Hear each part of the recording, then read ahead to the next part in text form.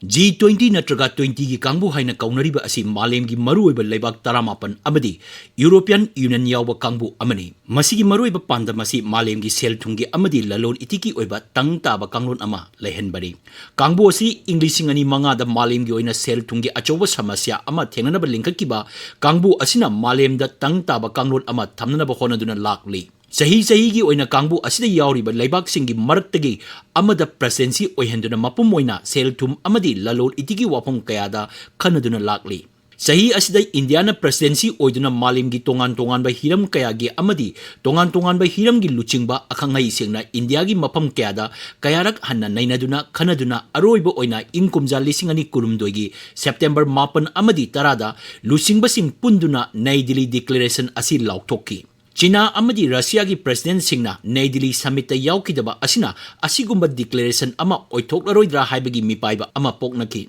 Declaration as the yauriba heading taragi manungda griha miyam santi amadi yaifaba haiba heading asida Ukraine amadi Russia gi marakta sathariba lan asina apanba pigadra haiba sida mipai bani adubu aroiba numi nini da India gi haisingba amadi diplomatic oina leiba khudim makka wari tawnuduna yanaba ama purakpa ngamki adumagna India na malemgi rajniti amadi diplomacy da thak ama hena kakhatle haiba yai Ningsing bayay G20 haibasi mapumda seltum amadi lalon itiki oirabasu hakteng nana G20 gi agenda da hakteng nana yaugdragasu atai rajniti maruina geopolitics na kanglon sing asida apan ayet pirakpanina masidasu mieng thamdaba yade matang asida panba yabadi ingkumja lisingani kunithoi da Bali declaration ga Naidili declaration ga chawna khenari basi mamang sahidadi Ukraine gi samasya asigi matang da Russia da kanna ninda toki adubu handaki asida G20 gi Naidili declaration asida lebak amatada criticism hakthenga na tawde amadi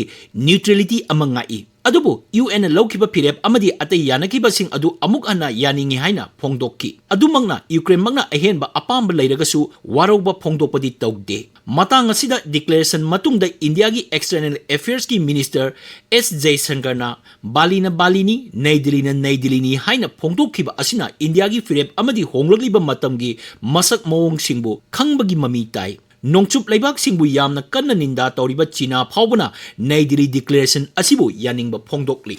G20 haibasi laibak taramapan amadi European Union semlamba adu handak sahidagi African Union yauragani nauna African Union yauragani haibasi September 8 da yanakre masina chawkhalagli ba laibak singna malemgi thakta piriba thawdang chawkhalagli haibasi tai amadi masina malemgi mipung kudimak yaifanaba honabagi khongchachasu singthaningai oi wapam masida G20 da pikiba India gi Prime Minister gi wangang da pankiba khudingmakka loinana khudingmak chawkhatpa haibadugi wahantoksu yengba yai Atopa maru oiba wafam ama oina punna laukthok minariba asina Sustainable Development Goals singromda yangna sangsinnaba ingkumja lisingani kuntragi agenda adu mapung pana amadi mangam sana thabakta onthoknaba leibak sing asina thabak paikakani haibasi yauri Sustainable Development Goals sing asi malengi miyamna yanaduna yarkraba panthung singni masi phangnaba honabada G20 gi leibak sing asina thoidok hendokna thabak tawba changi matang asda India na nongchup leibak sing amadi chawkhatlaliba leibak singi marakta lauriba amadi